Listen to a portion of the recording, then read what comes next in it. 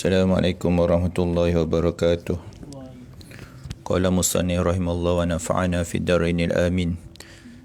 Bab kelebihan solat, fadilat solat, hadis yang ketiga. Dari Hadrat Abu Osman radhiyallahu an berkata, saya berada bersama Sayyidina Salman radhiyallahu an di sebuah sepohon pokok. Beliau memegang sebatang daun kering dari pokok tersebut, lalu menggoncang-goncangkan dahan tersebut sehingga daun-daun pada dahan itu gugur. Kemudian beliau berkata kepada saya, wahai Abu Osman, mengapa kamu tidak bertanya sebab saya berbuat begini? Saya bertanya, beritahulah mengapa kamu berbuat begitu. Beliau menjawab, beginilah yang dilakukan oleh Rasulullah SAW di hadapan saya semasa saya bersama-sama baginda SAW di bawah sepohon pokok. Baginda SAW telah mengambil sebatang dahan kering dari sepohon pokok lalu melakukan sebegini sehingga semua daun gugur. Kemudian baginda SAW bertanya kepada saya, Salman, mengapa kamu tidak bertanya sebab saya buat begini? Sahutku, beritahulah mengapa Tuan berbuat begitu. Baginda SAW bersabda, sesungguhnya apabila seorang Islam mengambil wuduk dengan sempurna, kemudian dia menunaikan solat 5 waktu, maka gugurlah dosanya seperti gugurnya daun-daun ini. Kemudian baginda SAW membaca ayat yang berikut, wa aqimus salata tarafin nahari wa dhulafan minal lail innal hasanati yudhibna sayyiat dzalika dzikra lidzakirin. Dan dirikanlah solat pada dua bahagian siang, yakni pagi dan petang, dan pada ketika-ketika yang berhampiran dengannya daripada waktu malam. Sesungguhnya amal-amal kebaikan itu, terutama solat, akan menghapuskan dosa. Perintah-perintah Allah Subhanahu Wa Taala yang demikian menjadi peringatan bagi orang yang ingin mendapat peringatan. Surah Hud 114. Hadis riwayat Ahmad, Nasai dan Tabarani. Keterangan. Amalan yang ditunjukkan oleh Sayyidina Salman merupakan satu contoh amalan yang paling kecil, bukti kecintaan para sahabat radhiyallahu anhu terhadap Rasulullah sallallahu alaihi wasallam. Apabila seseorang dalam pencintaan, maka setiap gerak-geri orang yang dicintai akan disukai dan hati juga ingin melakukan setiap perkara menepati seperti yang dilakukan oleh orang yang dicintai. Seseorang yang pernah mengecapi kelazatan cinta sahajalah yang mengetahui hakikat ini.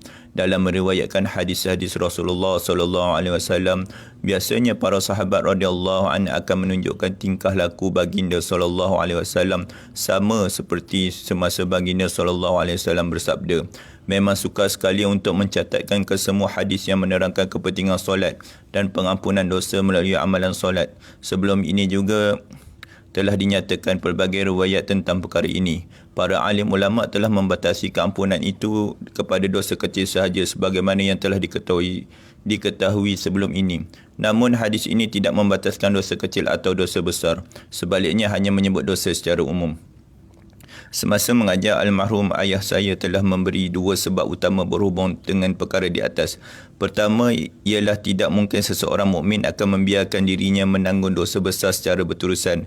Sebagai seorang Islam, pertama sekali sukar untuknya melakukan dosa besar, dan sekiranya dia telah melakukan dosa besar, maka jiwanya tidak akan merasa tenang tanpa bertaubat. Inilah tuntutan sifat sebagai seorang Islam yang sejati. Apabila terlaku dosa besar, maka dia tidak akan merasa tenang selagi tidak dibersihkan dengan tangisan dan penyesalan. Di sebaliknya, dosa kecil biasanya tidak disedari dan kekal ditanggung oleh kita. Dosa kecil ini akan terampun dengan solat dan amalan ibadah yang lain. Sebab yang kedua ialah seorang yang mengerjakan solat dengan ikhlas, menjaga adab-adab dan perkara-perkara sunat, maka dengan sendirinya dia bertaubat dan beristighfar berkali-kali. Dalam doa di akhir tahiyat sendiri terdapat taubat dan istighfar. Antara doa-doa tersebut ialah, Ya Allah, ya Tuhanku, sesungguhnya aku telah menzalimi diriku dengan kezaliman yang banyak. Tiada siapa yang dapat mengampunkan dosa kecuali Engkau, maka ampunkanlah dosaku melalui keampunan yang ada di sisimu. Kasihanilah aku, ya Allah, sesungguhnya Engkau Tuhan yang Maha Pengampun lagi Maha Penyayang. Dalam riwayat ini juga terdapat perintah supaya mengambil wuduk dengan sempurna. Mengambil wuduk dengan sempurna membawa maksud bahawa kita hendaklah mengambil tahu dan dengan pasti ada adab dan sunat-sunat wuduk dan mengambil berat mengamalkannya ketika mengambil wuduk. Misalnya bersugi ialah salah satu sunat wuduk tetapi umumnya ia tidak diberi perhatian lagi. Sedangkan diriwayatkan dalam sebuah hadis bahawa solat yang dikerjakan dengan bersugi adalah 70 kali lebih baik daripada solat yang dikerjakan tanpa bersugi. Diriwayatkan daripada sebuah hadis, hendaklah kamu mengambil berat tentang bersugi kerana bersugi mempunyai 10 faedah. Yang pertama, membersihkan mulut. Yang kedua, menjadi sebab keredaan Allah Subhanahu Wa Taala. Yang ketiga, menyebabkan kemarahan syaitan. Yang keempat, Allah Subhanahu Wa Taala dan para malaikat mengasihi orang yang bersugi. Yang kelima, menguatkan gusi. Yang keenam, menghilangkan gelema. Yang ketujuh, mewangikan mulut. Yang kelapan, menghapuskan safra, iaitu sejenis penyakit. Yang kesembilan, menguatkan pandangan mata. Dan yang kesepuluh, menghilangkan bau busuk mulut. Selain daripada semua kelebihan di atas, bersugi ialah sunnah Rasulullah SAW. Para ulama telah mencatatkan bahawa terdapat 70 faedah dalam bersugi. Salah satu daripada faedah itu ialah dapat mengucap kalimah syahadah la ilaha illallah ketika meninggal dunia. Sebaliknya, terdapat 70 kemudaratan dalam mengambil dadah. Salah satu daripada kemudaratan itu ialah lupa kalimah syahadah ketika meninggal dunia. Terdapat banyak juga hadis yang menyatakan kelebihan mengambil wuduk dengan sempurna pada hari kiamat kelak.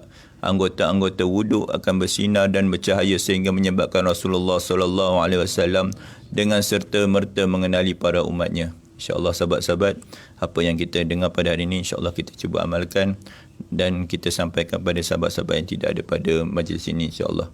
Jadi kita tangguh dengan tasbih kifarah dengan suratul As. Subhanakallahumma wa bihamdik asyhadu an la ilaha illa anta astaghfiruka wa atubu ilaik. Wal 'asri innal insana lafi khusr illa alladhina amanu wa 'amilus solihati wa tawassaw bil haqq wa tawassaw bis sabr. Assalamualaikum warahmatullahi wabarakatuh.